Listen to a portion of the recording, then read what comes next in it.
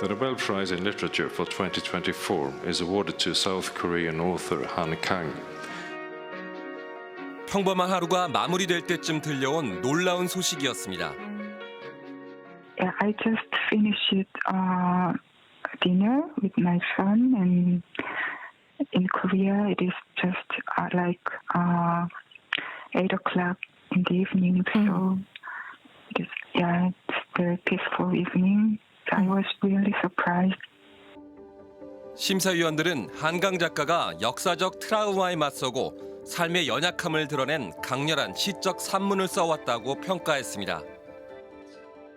She has a unique awareness of the connections between body and soul, the living and the dead, and in her poetic and experimental style has become an innovator in contemporary prose. 저의 일상이 이전과 그리 달라지지 않기를 저는 믿고 바랍니다. 지금까지 그래왔던 것처럼 계속 써가면서 책 속에서 독자들을 만나고 싶습니다.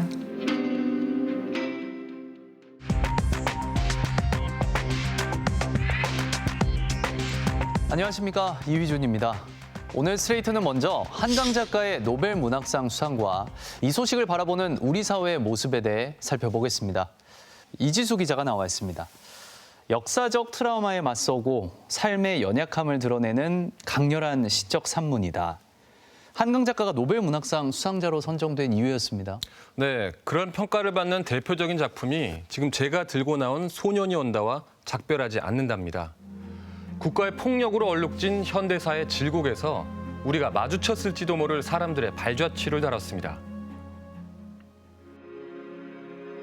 왜 태극기로 시신을 감싸느냐고, 애국가는 왜 부르는 거냐고 동호는 물었다. 태극기로 고작 그걸로 감싸보려던 거야. 우린 도륙된 고깃덩어리들이 아니어야 하니까 필사적으로 묵념을 하고 애국가를 부른 거야. 소설 소년이 온다는 1980년 5월 광주 전남도청 상무관에서 계엄군에게 희생당한 시민들의 시신을 지키는 15살 동호의 이야기로 시작합니다. 그녀는 10대 후반이나 20대 초반의 자그마한 여자였는데 썩어가면서 이제는 성인 남자만큼 몸피가 커졌다. 코피가 터질 것 같은 시취를 견디며 초의 불꽃을 들여다본다. 5.18 민주화운동 당시 실존했던 인물들이 소설의 소재가 됐습니다. 동호의 모델은 광주상고 1학년이었던 문재학 군입니다. 재학 군의 어머니도 동호의 어머니로 소설에 등장합니다. 엄마 걱정하지 마. 학생들은 손들면 그 소리를 몇 번 해요. 손들고 나가면은 괜찮하다가 걱정 말라고. 그래서 이제 저녁 내 이제 잠을 못 자고 이제 있는데 한 2시 반에서 3시 사이에 도청 쪽에서 아주 총소리가 콩팅 소리가 나요. 1980년 5월 27일 재학군은 전남도청에 마지막까지 남아 싸우다 계엄군에 사살당했습니다. 시신은 열흘이 다 돼 간신히 찾았습니다. 관뚜껑 닫기 전 마지막으로 봤던 내 얼굴이 얼마나 해숙했는지, 내 살이 그렇게 희었던 줄 그때 처음 알았다. 나중에 너희 작은 형이 그러더만은 총을 맞고 피를 너무 흘려서 네 얼굴이 그리 희었다고. 그래서 관이 가벼웠다고. 시체가 부패되어 갖고 사람이 이렇게 부패가 되면은 일이만 부패가 되지 일이는 안 늘어난가 봐요. 그래 갖고 저는 아닌 것 같은데 다 길하게요. 길하고. 지난 2021년 공개된 외신 기자 노먼소프 씨가 촬영한 사진. 계엄군의 진압작전이 끝난 후 전남도청 2층 복도 바닥에 피를 흘린 채 쓰러져 있는 문재학 군과 친구 안종필 군의 시신이 찍혀 있습니다. 당시 고등학생들이 입던 교련복 차림이었습니다. 팔 밑엔 부서진 빵 조각들이 떨어져 있습니다. 본인들이 희생될 걸 알고 계셨던 분들이죠. 이제 저도 이제 검시 기록을 보면서 이게 가족들이 안 봤으면 좋겠다. 이게 워낙 이제 처참한 사진들이 많았기 때문에. 민주화 운동을 진압한 신군부의 폭력에 숨진 시민은 166명. 살아남은 사람들은 떨칠 수 없는 부채의식과 심각한 트라우마를 견뎌야 했습니다. 소년이 온다는 이런 고통을 견디고 살아가는 사람들을 바라봤습니다. 당신이 죽은 뒤 장례식을 치르지 못해 내 삶이 장례식이 되었습니다. 당신이 죽은 뒤 장례를 치르지 못해 당신을 보았던 내 눈이 사원이 되었습니다. 상처를 앓는다는 것이 그냥 앓는 것이 아니라 치유와 좌절의 그 끝없는 어떤 그 연속으로 이루어져 있거든요. 그래서 읽는 사람들 입장에서는 그 뭐랄까 이 내면의 고통이 상당히 그 생생하게 전달이 되었다라고 할 수 있습니다. 또 다른 소설 작별하지 않는다. 지금 밀물이 밀려오는 거다. 나도 모르게 소리내어 물었다. 왜 이런 데다 무덤을 쓴 거야? 아래쪽 무덤들은 봉분만 남고 뼈들이 쓸려가 버린 것 아닌가?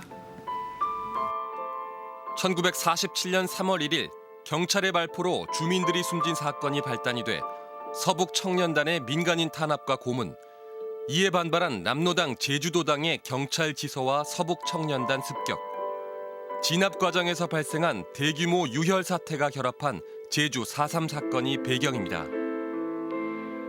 공식적으로 확인된 것만 14,000여 명의 민간인이 학살당한 한국 현대사의 비극입니다. 몰려오는 죽음과 연좌제, 서로가 서로를 의심하고 죽여야 했던 상황을 한강 작가는 13살 소녀의 이야기를 통해 적어내려갔습니다.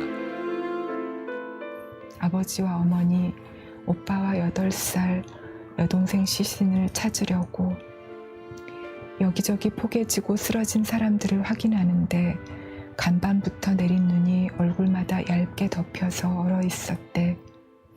눈 때문에 얼굴을 알아볼 수 없으니까 이모가 차마 맨손으론 못하고 손수건으로 일일이 눈송이를 닦아내 확인을 했대. 그에게 창작은 학살의 역사 속에서 인간을 들여다보겠다는 맹세였습니다. 이렇게 역사 속에서의 일을 그린다는 것은 결국은 인간의 본성에 대해서 질문을 던지는 일이어서, 그리고 역사 속에 있는 인간을 들여다본다는 그런 행위 자체는 폭력의 반대편에 서겠다는 어떤 맹세이기도 한 것 같아요. 그리고 노벨 문학상은 이 집요한 질문에 대한 답변이기도 했습니다. Sometimes quite terrifying read, but also with the tenderness of her style, it becomes a sort of counterforce to the brutality of the powers that she is confronting, and that's very impressive.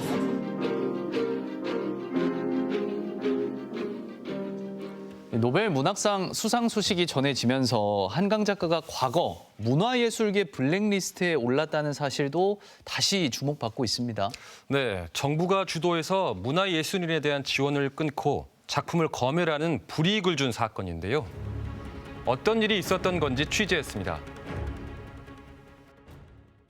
이제 2013년에 대부분의 이 소설을 썼는데 그때는 굉장히 암울했죠. 그리고 이렇게 쓰고는 있지만 뭐 책이 나오면 신문에 기사 한 줄이라도 나올까 이런 생각도 들고. 암울한 전망은 현실이 됐습니다. 전국의 공공도서관에 양서를 공급하는 국책사업인 세종도서 지원사업. 소년이 온다는 3차 심사까지 올랐지만 결국 지원 대상에서 탈락했습니다. 배경엔 박근혜 정부의 문화예술계 블랙리스트가 있었습니다. 소년이 온다를 비롯해 9건의 책이 사상적으로 편향되고 역사를 왜곡했다는 등의 이유로 배제됐습니다. 5.18이나 뭐 어쨌든 정치적인 내용이나 사회적인 어떤 것들에 대해서 비판적인 시선을 갖고 있으면 그것이 이제 좌파 예술인이다라는 식으로. 당시 문화체육관광부는 런던 도서전, 파리 도서전, 베를린 문화축제 등 각종 해외 초청 행사에서도 한 작가를 빼려고 시도했습니다. 2016년 한강 작가가 소설 채식주의자로 세계 3대 문학상 중 하나인 부커상을 수상했을 땐 박 전 대통령은 축전도 보내지 않았습니다. 문화예술계의 블랙리스트엔 한 작가를 비롯해 문화예술인 9,473명의 이름이 올라 있었습니다.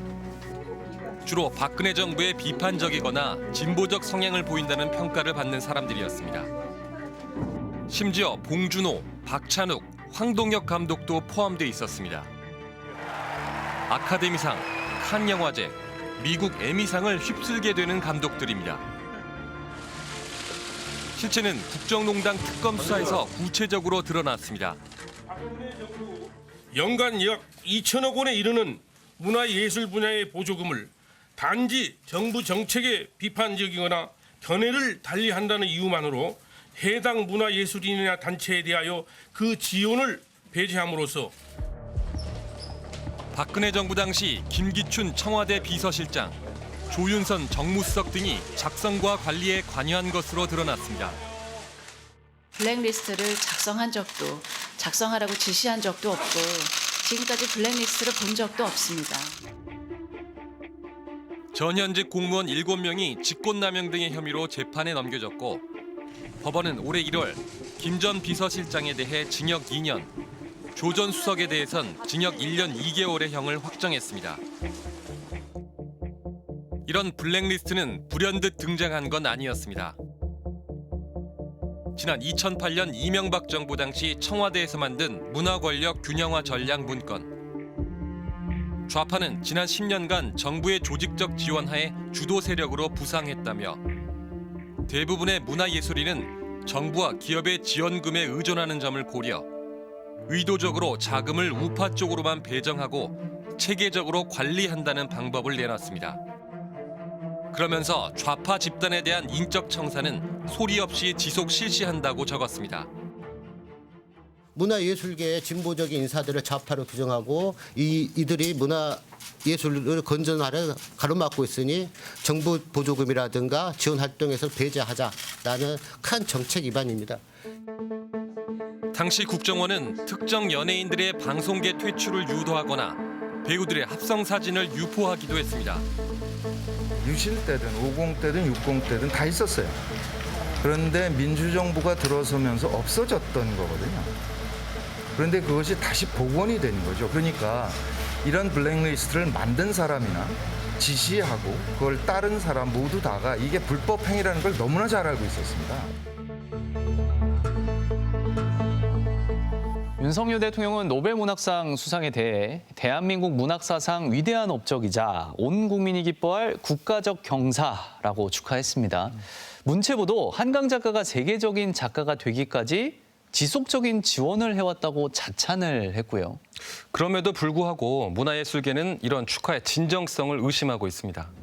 그 이유를 알아봤습니다. Le prix de la mise en scène est attribué goes to Song Kang-ho. 취임 초 전해진 반가운 소식. 윤석열 대통령은 송강호 배우와 박찬욱 감독을 대통령실로 초청했습니다. 두 사람 모두 박근혜 정부 블랙리스트의 피해자이기도 했습니다. 식사를 하면서 좀 좋은 말씀 많이 듣겠습니다. 이 자리에서 윤 대통령은 정부의 문화예술 정책 기조는 지원은 하되 간섭은 하지 않는 것이라고 강조했습니다. 그런데 취임 5개월 뒤 이른바 윤석열차 만화 논란이 터졌습니다. 한 학생이 그린 풍자 만화가 한국만화영상진흥원이 주최한 공모전에서 금상을 받았는데 문체부는 정부 예산을 받으면서 행사 취지에 어긋나게 정치적 주제를 다룬 작품을 선정해 전시했다며 책임을 묻겠다고 나섰습니다. 같은 달 열린 부마 민주항쟁 기념식. 원래 가수 이랑이 약자들의 저항을 다룬 노래 늑대가 나타났다를 부를 예정이었습니다.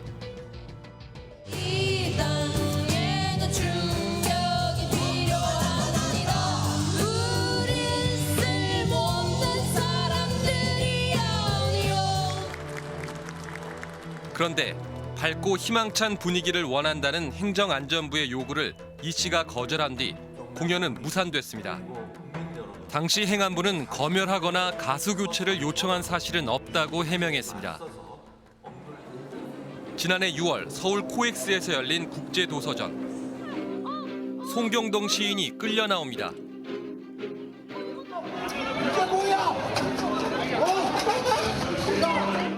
박근혜 정부 블랙리스트 사건에 연루된 작가를 홍보대사로 위촉한 데 항의하는 기자회견을 마치고 행사장에 들어가려 했는데 도서전을 참관 중이던 김건희 여사를 경호하던 경호원들이 제지에 나선 겁니다. 대통령 경호처는 주최 측이 선정한 참석자만 입장이 가능해서 그 외 인사들의 난입을 제재한 것이라고 설명했습니다. 이제 까닭도 몰랐죠. 입을 틀어막고 있다가 한 7명이 저를 들쳐들더니 그 큰 코엑스몰을 수백 미터 돼요. 거기를 들고 달리더라고요. 소동이 벌어지고 얼마 뒤 공교롭게도 박보균 당시 문체부 장관은 서울도서전 수익금 처리가 불투명하다며 출판계를 이권 카르텔로 지목했습니다. 불투명하고 불공정한 업무 처리가 이권 카르텔로 작동하고 있음을 확인을 했습니다. 뒤이어 후임 문체부 장관 자리에 이명박 정부 블랙리스트에 관여했다는 의혹을 받아온 유인촌 전 장관이 귀환했습니다. 이명박 정부의 블랙리스트라는 말도 없었고 실체가 존재하지 않았습니다. 제가 현장에 있던 사람입니다. 현장에 있던 사람이 좀 미워할 수는 있었어도 올해는 문체부 1차관에 용호성 전 국제문화홍보실장이 임명됐습니다. 박근혜 정부 시절 블랙리스트 전달에 관여한 의혹으로 수사를 받았던 인물입니다. 용 차관은 여러 기관에서 조사를 받아 대부분의 사항에서 무혐의 입증이 됐고 저의 역할이 어떠했든 피해를 입거나 상처받은 분들께 죄송하다는 입장을 밝혔습니다. 한국 사회의 정치 권력, 그다음 행정 관료주의 권력들이 이 블랙리스트라든지 표현의 자유라든지 이런 것들에 대한 기본권에 대한 이해나 이런 것들이 전혀 없다. 이런 분위기 속에서 블랙리스트에 등장했던 역사 왜곡, 편향 이런 단어들이 다시 전면에 등장하고 있습니다. 지난 14일 주한 스웨덴 대사관 앞에서 한강 작가의 노벨 문학상 수상을 규탄하는 보수단체의 집회가 열렸습니다. 제주서산 폭동 미화, 광주 사태 미화, 이따위 그 빨갱이 작가에게 상을 준 게 말이 되나? 정신이 없어 스웨덴! 조선일보의 고정 칼럼을 연재하는 김규나 작가는 한림원 심사위원들이 선풍기를 돌려 수상자를 선정했을 거라며 노벨상 수상을 역사 왜곡과 출판사 로비의 결과로 치부했습니다. 5.18 민주화 운동은 비속어를 섞은 듯한 표현으로 지칭했습니다. 선거방송 심의위원을 맡았던 한정석 씨는 5.18은 민주화 투쟁이 아니고 진압되었다는 것은 긍정적인 것이라며 한강 작품은 쓰레기, 노벨 문학상은 파시즘이라고 주장했다가 심의위원직에서 사퇴했습니다.